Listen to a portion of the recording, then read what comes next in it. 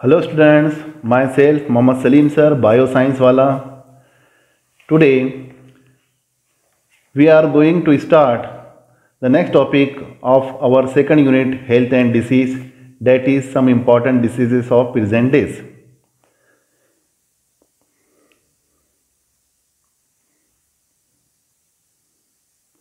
That is some important diseases of present days. In this, under this heading students हमें दिया गया है can you tell, और उसके अंडर में 3 क्वेश्चंस। ये 3 क्वेश्चंस क्या है स्टूडेंट्स? ये 3 क्वेश्चंस हैं, how can we observe personal hygiene, हम हमारी पर्सनल हाइजीन को कैसे ऑब्जर्व करते हैं, उसका कैसा हम जो है सुपरविजन करते हैं। तो स्टूडेंट्स पर्सनल हाइजीन क्या होता है? सबसे पहले तो ये ध्यान में रखिए आप, पर्सनल हाइजीन बोले तो हमारी खुद की जो है सेहत, इसे हम पर्सनल हाइजीन कहते हैं। अब ये पर्सनल हाइजीन क्या होती है? तो बहुत सारी बीमारियों से बचकर और कंट्रोल करके अपने आप को बचा के रखना, दैट इज पर्सनल हाइजीन। ये है पर्सनल हाइजीन। तो हम इसको यूँ भी डिस्क्राइब कर सकते हैं, many diseases and condition can be prevented और control through appropriate condition, that is called as personal hygiene. तो स्टूडेंट्स ये पर्सनल हाइजीन क्या होती है? तो ये हमारे जैसा डेली रूटीन के अंदर प्रॉपर हैंड वॉश करना, टॉयलेट को गए और टॉयलेट से वापस आए तो हैंड वॉश करना, खाना खाने से पहले हैंड वॉश करना, बाहर से आए तो हैंड वॉश करना और प्रॉपरली करना, और ऐसे प्रोडक्ट लेके करना, ऐसी चीज़ें लेके करना, जैसे सोप है या कोई सैनिटाइज़र है। तो इससे क्या होता है, हमारे हाथ पर जो जर्म्स होते हैं लगे हुए वो मर जाते हैं, ख़त्म हो जाते हैं, और उससे हमारे हैंड क्लीन रहते हैं, क्योंकि यही हाथों को हम आंखों को लगाते हैं, नाक को लगाते हैं, मुंह से हम खाना खाते हैं इन्हीं हाथों से। तो ये रेगुलर का हमारा रूटीन होना चाहिए। ठीक इसी तरह से स्टूडेंट्स नेल हमारे कटिंग होना चाहिए, हेयर कटिंग बराबर होना चाहिए, बालों को ज़्यादा बढ़ने नहीं देना चाहिए, नाखूनों को ज़्यादा बढ़ने नहीं देना। अगर ये नेल्स अगर बढ़ जाते हैं तो ये नेल्स के अंदर मैल बैठता है, वॉर्म्स के अंडे बैठ जाते, एग बैठ जाते हैं, फिर ये हमारे पेट में जाते हैं, फिर उससे हमारे पेट में जो है पैथोजेंस जाने के चांसेस रहते हैं। फिर इसी तरह से डेली बाथिंग है, डेली बाथिंग है, लॉन्ड्रिंग है, और इसी तरह से क्लीननेस है। पर्सनल हाइजीन में सबसे ज़्यादा क्लीननेस को बहुत इंपॉर्टेंट है।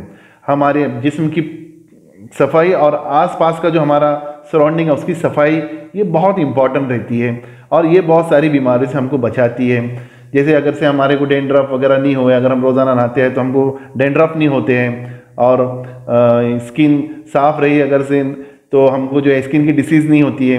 तो ये बहुत सारी चीज़ें हैं स्टूडेंट्स, आप जाएंगे तो एक बहुत बड़ी लिस्ट है जो पर्सनल हाइजीन नहीं मेंटेन करने की वजह से हमको बहुत सारी बीमारियां हो सकती है। दूसरा क्वेश्चन दिया हुआ है students, why should we drink boiled water in rainy season? क्योंकि रेनी सीजन में क्या होता है, रेनी सीजन में ये होता है कि बहुत ज़्यादा पानी जो है कंटामिनेशन आता है, कंटामिनेटेड वाटर आता है, पानी के अंदर जो है पैथोजेंस होते हैं। ये दिनों में जो फ्लाइज है, ये दिनों में जो मॉस्किटोज है, ये बहुत ज़्यादा एग देते हैं और बहुत ज़्यादा इनके लार्वे पैदा होते हैं, और वो लार्वे की वजह से भी हमको बहुत सारी बीमारियां होती हैं। इसलिए हमने रेनी सीजन के अंदर कम से कम जो है 2 से 3 जो है लीटर जो है गर्म पानी या बॉयल किया हुआ पानी, कड़क पानी नहीं, बॉयल किया हुआ पानी पीना चाहिए। क्यों? क्योंकि ये गर्म पानी करने से पानी को वो पैथोजेंस मर जाते हैं, ख़त्म हो जाते हैं। तो अगर हम पानी के को बॉयल करते हैं तो बहुत सारे माइक्रोब्स है, बैक्टीरिया, वायरस, फंजाई, प्रोटोजोआ, ये सब उसमें जो मौजूद होते हैं ये ख़त्म हो जाते हैं, और इस तरह से बॉयल वाटर जो है हमें रेनी सीजन में पीना चाहिए ताकि बहुत सारी बीमारियों से हम बच सकते हैं। तीसरा क्वेश्चन है स्टूडेंट इसमें दिया हुआ, why the clean hand drive in run in schools? ये क्लीन हैंड ड्राइव क्या है? तो ये कैंपेन होता है, कैंपेन जैसे हमने इससे पहले पढ़े थे पोल्स ड्राइव कैंपेन, है क्या नहीं? पल्स पोलियो ड्राइव पढ़े थे ना? हाँ, उसी तरह से ये ड्राइव होता है, यानी सैनिटाइजेशन इसमें आ जाता है, हाइजीन आ जाता है, हाइजीन में हैंड वॉश आ जाता है, ये बहुत सारी चीज़ें जो है इसमें आती है। जिससे स्कूल के अंदर क्योंकि क्या होता है, बच्चे बहुत होते हैं, है ना, बच्चे बहुत होते हैं, तो फिर क्या है, हाथ एक दूसरे को लगते हैं, शेयरिंग होती है। और ये देखिए अभी कहा जा रहा है, अभी कोरोना का पीरियड चल रहा है, इसमें कहा जा रहा है कि आपके जो है हाथ अगर आप मिलाए तो उसको हाथ को अच्छे से सैनिटाइज कीजिए, है ना। सैनिटाइजर बहुत ज़्यादा भी मार्केट में बिक रहे हैं। ठीक इसी तरह से ये जो है ये कैंपेन क्या करता है, ये कैंपेन जो है स्कूल के अंदर अगर हम इसको रन कर रहे हैं तो हमें बहुत बड़े पैमाने पर जो है लोगों को पर्सनल हाइजीन की तरफ जो है इससे हम एडमायर कर सकते हैं। तो सकते हैं और बहुत सारी जो है कैंपेन्स आ सकते हैं। स्वच्छ भारत के नाम से हम देख सकते हैं कि कैप्शन दिए हुए क्लीन इंडिया, क्लीन स्कूल, ऐसे बहुत सारे कैंपेन्स हम स्कूल के अंदर रन कर सकते हैं। और ये ड्राइव की मदद से हम क्या कर सकते हैं, स्टूडेंट्स को हम समझा सकते हैं कि हैंड वॉश करने के क्या फ़ायदे हैं, स्कूल के अंदर साफ़ सफाई रखने के क्या फ़ायदे हैं, घरों के अंदर पर्सनल हाइजीन रखने के क्या फ़ायदे हैं। So students, clean hand drive is the it's the campaigning of the personal hygiene, school hygiene and the social hygiene. So student, it is about the questions of these about the answer these are the answer of these questions to which we have studied. Now students, after that some in some important diseases जो है हम क्या पढ़ने जा रहे हैं। अब present days की सबसे इंपॉर्टेंट जो डिजीज़ है वो है डेंगू। डेंगू है, वैसे तो कोरोना चल रहा है लेकिन इसको हम डेंगू कह सकते हैं कि डेंगू एक डिसीज़ है जो कैसी होती है। ये मॉस्किटो से होती है। ये जो मॉस्किटो है स्टूडेंट्स, ये जमे हुए पानी के अंदर जो वाटर लॉक्ड रहता है उसमें अंडे देते हैं और उनकी पॉपुलेशन वहाँ बढ़ती है और उनकी पॉपुलेशन बढ़ने की वजह से उनकी स्पीसीज डे बाय डे जो है वो फैलती रहती है और इस तरह से ये बड़े पैमाने पर जो है डिसीज़ फैलाने का काम करते हैं। वो बीमारी कौन सी है? वो बीमारी है डेंगू। ये मच्छरों की वजह से होती है। ये मच्छर जो है इसका नाम है एडिस एजिप्टी। इसकी पहचान बता देता हूँ, याद रखिए। इसके जो लेग्स होते हैं, लेग्स उस पर वाइट कलर के स्पॉट्स आते हैं, वाइट कलर के आते हैं। ब्लैक कलर, इनका ब्लैक कलर होता है और वाइट कलर के स्पॉट्स इस पर आते हैं और ये जो है जो डिसीज़ पैदा करते हैं उसको हम डेन 1-4 वायरस डिसीज़ कहते हैं और ये टाइप फ्लैवी वायरस होते हैं, फ्लैवी वायरस टाइप के वायरस होते हैं। तो स्टूडेंट्स, डेंगू जो है एक डिसीज़ है जो हमारे सराउंडिंग के अंदर मच्छरों की वजह से होती है। इसके सिम्टम्स क्या हैं?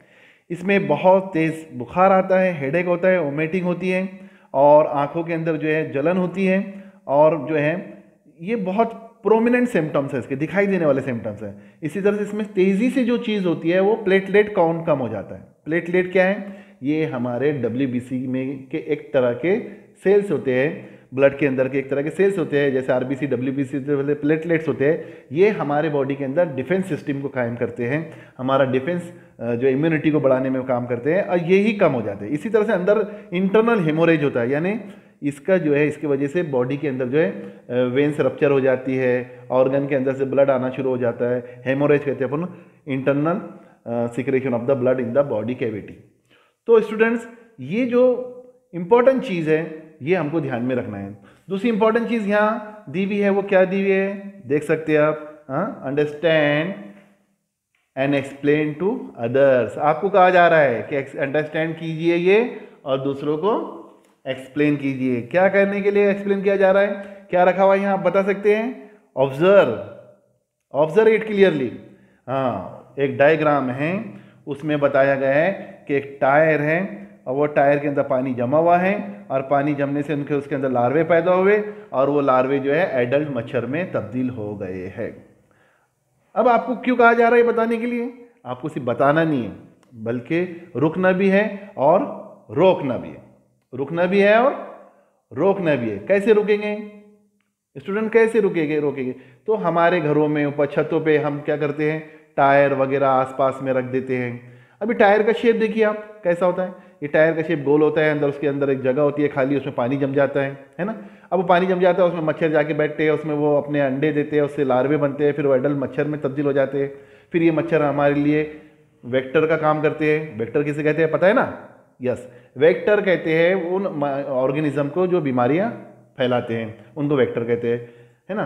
तो यहाँ पर यही हो रहा है, एडल्ट मच्छर जो है तैयार हो जाते हैं इसके अंदर। तो अगर से ये टायरों में पानी ना जमे, अब पानी ना जमे तो उसमें वो अंडे नहीं देंगे और अंडे नहीं दे तो क्या होगा? अंडे नहीं दे तो उसके अंदर ये होगा कि वहाँ पर मच्छर जो है पैदा ही नहीं होंगे। तो ये जो है ज़रूरी है ये सब चीज़ों का। तो हमारे आसपास में जहाँ पर भी वाटर लॉक्ड होता है, चाहे वो टायरों के अंदर हो या कोई बर्तन हम टेरिस पे रख देते हैं या कुछ हमारे यहाँ का स्क्रैप रख देते हैं, वो स्क्रैप में जो है पानी जम जाता है, तो मच्छरों को आसानी होती है उसमें अंडे देने की।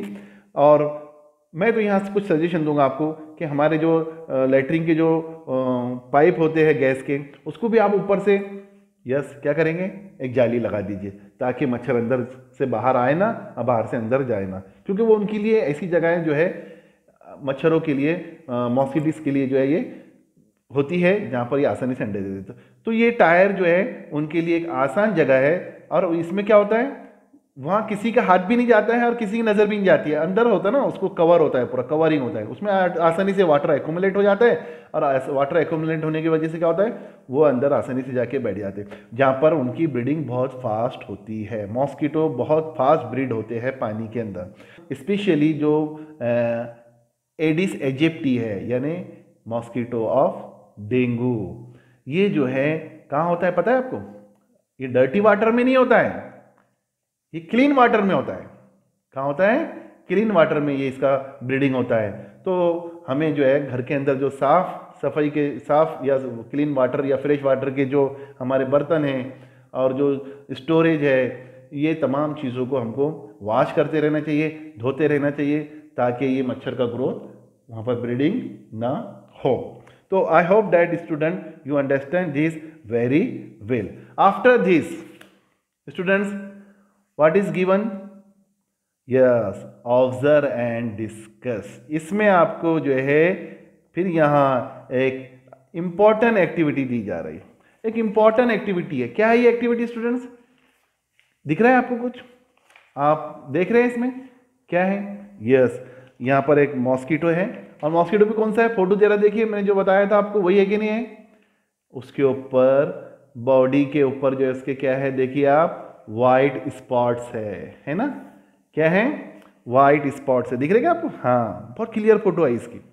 ये जो एडिस एजिप्टी है, तो ये राइट साइड से हम चलते हैं, सबसे ऊपर दिया हुआ है, क्या दिया हुआ है देख रहे हैं आप, एक वाटर स्टोरेज है ना, ये वाटर स्टोरेज है पानी पीने का, ये कोई भी वाटर स्टोरेज हो सकता है, कोई भी वाटर रिजर्वायर हो सकता है।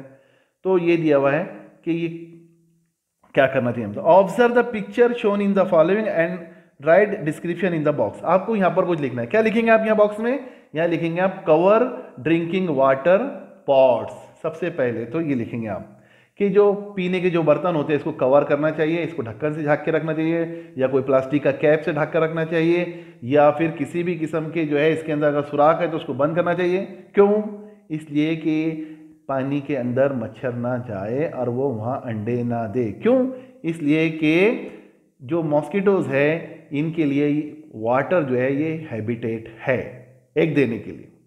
इसी तरह से दूसरा चीज़ क्या दिया हुआ है, यस, ये भी हमारी डोमेस्टिक चीज़ है, कूलर है ना, कूलर है। तो हमें क्या करना चाहिए, सबसे पहले हम कूलर को कब इस्तेमाल करते हैं, समर के सीज़न में, तो इसको समर में इस्तेमाल करें और विंटर के लिए और रेनी सीजन के लिए उठा के रख दें। तो उसको उठा के भी कैसे रखें, क्लीन करके और क्लॉथ से झाँक कर, हाँ ठीक है।